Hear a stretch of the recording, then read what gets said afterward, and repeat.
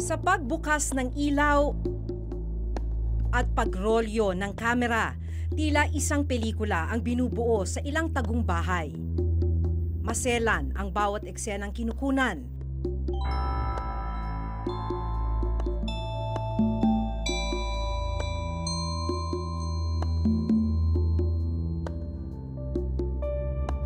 Kung minsan kabilang sa mga eksena ang aktwal na pagtatalik ng magkapareha. At ang mas nakababahala, menor de edad ang mga gumaganap na artista.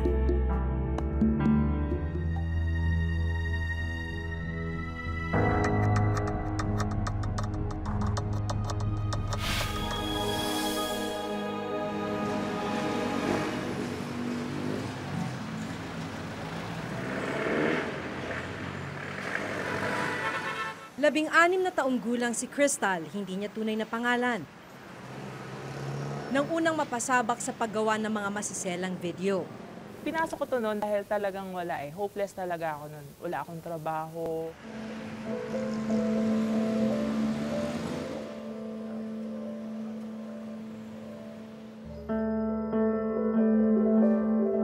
Una raw siyang pumasok bilang isang model sa isang talent agency.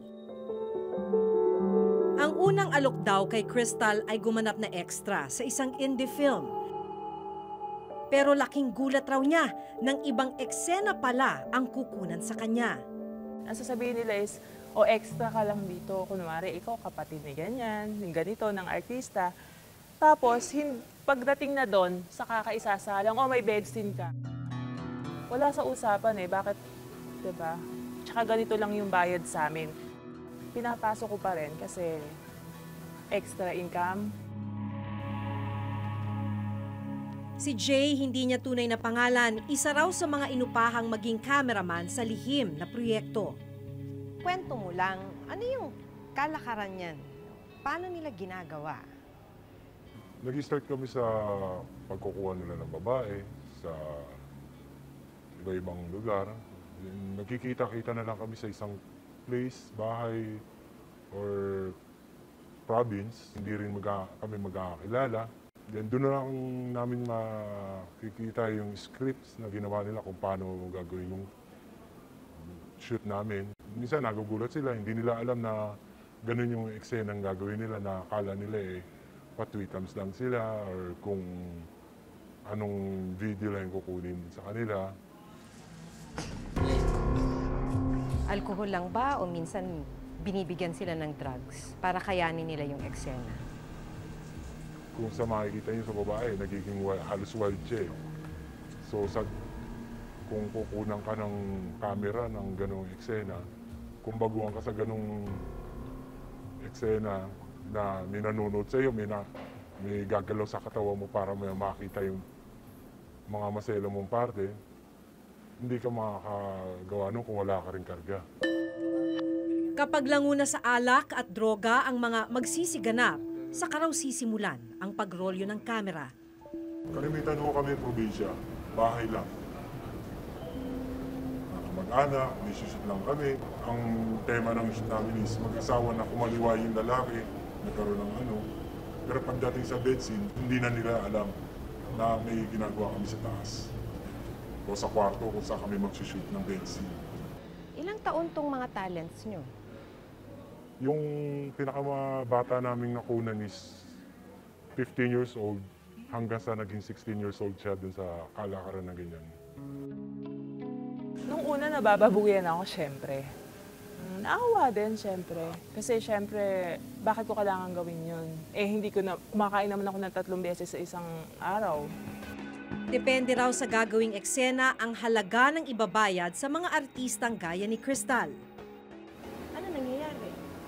So, pag dating dun sa location, doon na lang sila alokin na kung gusto mo, para mas malaki yung kitain mo, lagyan natin ng penetration, mas dadoblehin namin yung price mo. O kung gusto mo, i-triple natin. Hanggang sa pumapayag na lang yung babae. Noong time na yon, extra lang ako.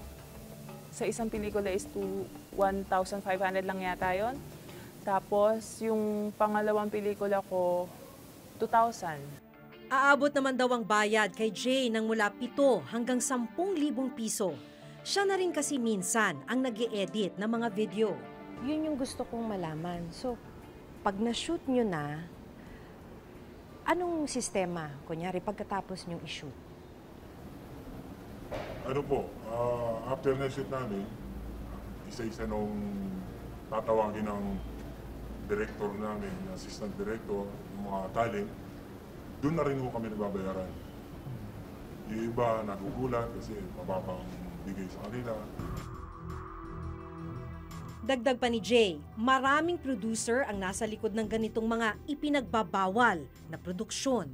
Ito ba marami talagang mga producers na gumagawa ng ganitong mga X-rated, no? Triple X, Triple X. basically. Marami rin po kasi every time ng shoot namin is iba-iba ang nagpo-produce. Kasi nag-iiba-iba rin yung talent fee namin. Iba-iba yung bayad sa amin. May mas mataas, mas natutuwa sila pag maggalante yung producer natin.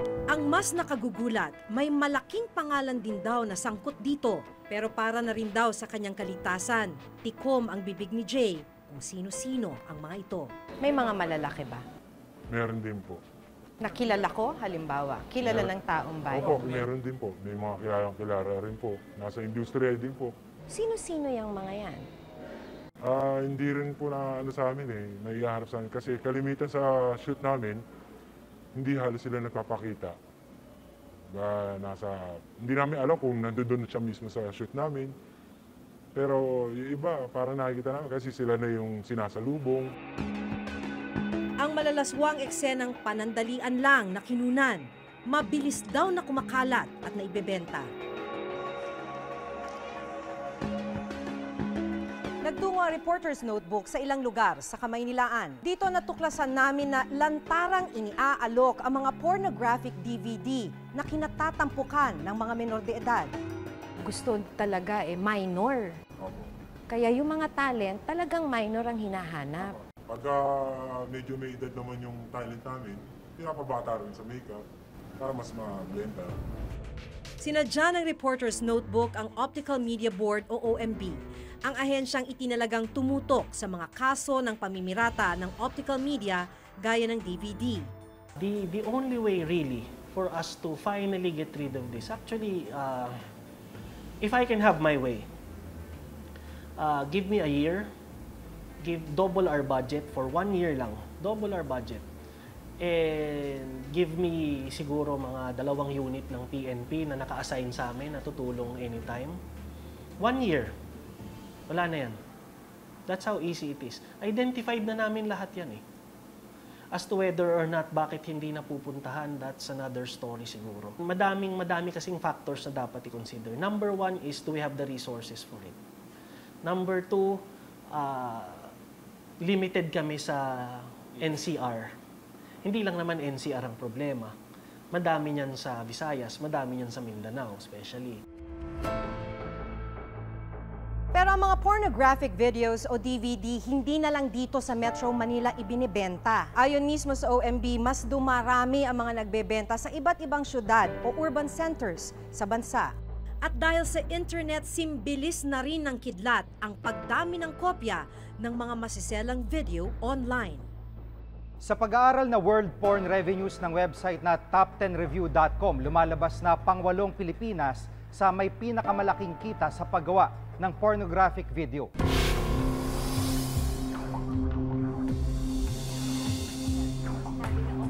Walang takot na inilantad ng 23 taong gulang na itatago namin sa pangalang Crystal kung paano siya minsang napasok sa kalakaran ng paggawa ng porno at kung paano nambibiktima ang ilang producer nito.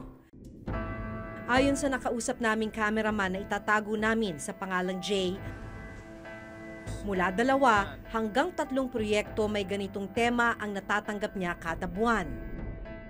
Saan pinapalabas? Mayroon po sa Maynila, sa probinsya, sa mga sinihan, yung iba. Dinedeliver. Opo.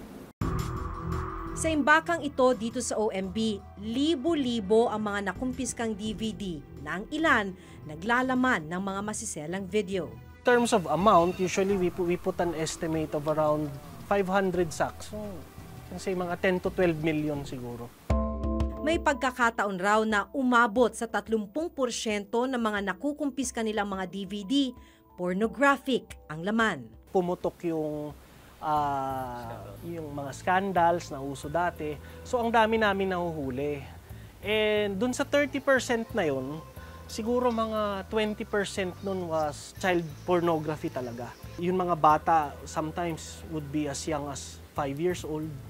Hinihiwalay namin para magkaroon kami ng gauge kung dumadami ba or kumukonti yung nahuhuli namin na child pornographic materials. And at the same time, we make a separate report kasi sa DSWD. Pero ang mga pornographic videos o DVD hindi na lang dito sa Metro Manila ibinibenta.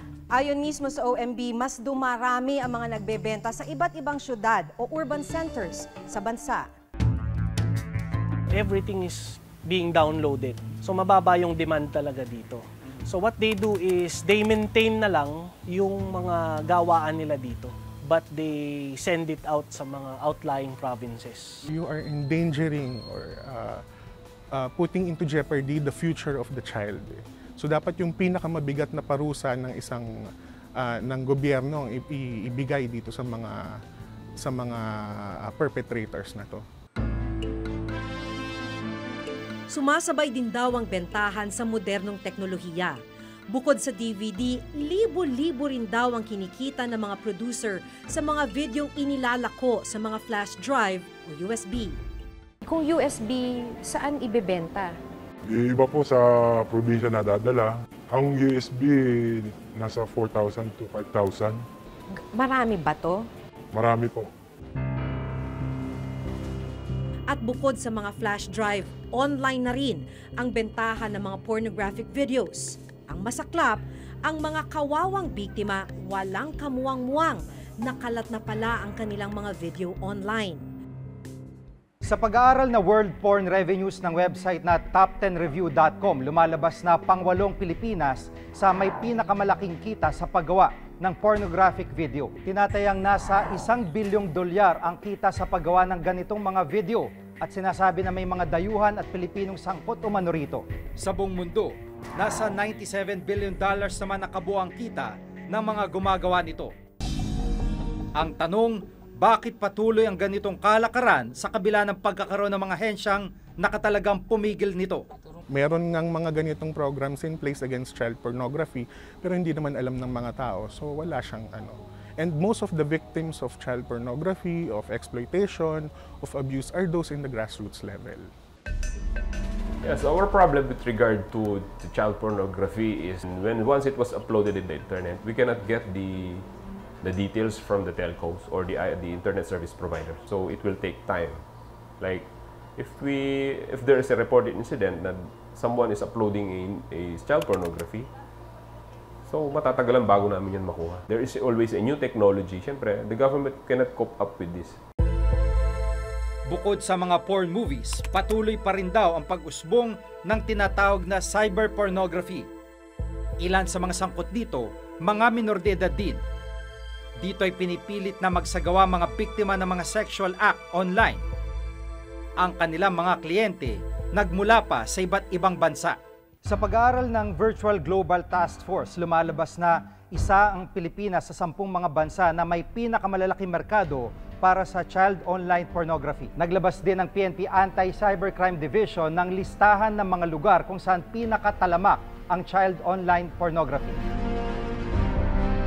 Kabilang narito ang Angeles City, Pampanga, Cebu Province, Cagayan de Oro at Metro Manila. These are top sites wherein yung uploading of child pornography actually. It's not the incident of child pornography incident or yung dito nila ginagawa, no. It is only uploading. Considering kasi sa mga top cities na yan is we are seeing these cities na mas maraming foreigner and the connection of the internet is mabilis. Ang pagre-recruit at pagsasangkot sa mga bata sa pornografiya ay malinaw na paglabag sa Republic Act 9208 o Anti-Trafficking in Persons Act of 2003. Sino mang mapatunayang nagkasala rito ay maaaring makulong ng 20 taon na may kaukulang multa mula 1 hanggang 2 milyong piso. Labag din ito sa Republic Act 97751 o ang Anti-Child Pornography Act of 2009. Habang buhay na pagkakabilanggo at multa mula 2 hanggang 5 milyong piso ang parusa ng sino mang lumabag nito. Maaari ring makasuhan ng paglabag sa Anti-Child Abuse Act o RA 7610 ang masasangkot sa paggamit sa mga menor de edad. At dahil online na rin ang bentahan ng mga video, labag rin ito sa bagong batas ng Anti-Cybercrime Law. Sa dami ng mga batas na ito, lumalabas na kakaunti pa rin ang nahuhuli at na-convict na mga sangkot sa kalakaran ng paggawa ng pornographic materials. Right now, we have a special case na we were able to entrap a person who encouraged the victim to send him a nude photo through social media. So may mga cases and may mga approximately 3 cases of child porn we filed this year. Ang masaklap, habang nagpapatuloy ang kalakaran, mas dumarami ang mga nabibiktima at nahuhulog sa ganitong illegal na gawain.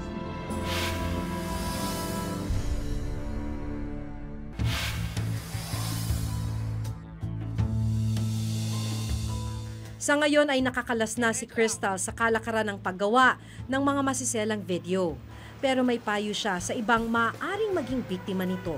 Kapag may kumausap na, ay gagawin kitang artista, sasama kita sa pelikula na ganito, siguraduhin mo ng mabuti kung totoo ba yung tao na makakatrabaho mo, totoo ba yung sinasabi ng tao na yun, or much better kung ipaalam mo agad sa magulang mo, baka mamaya mapasok ka lang hindi mo alam, ipinapalabas na pala kung saan-saan yung ginawa mo. Sinabi ng movie pero hindi naman pala movie.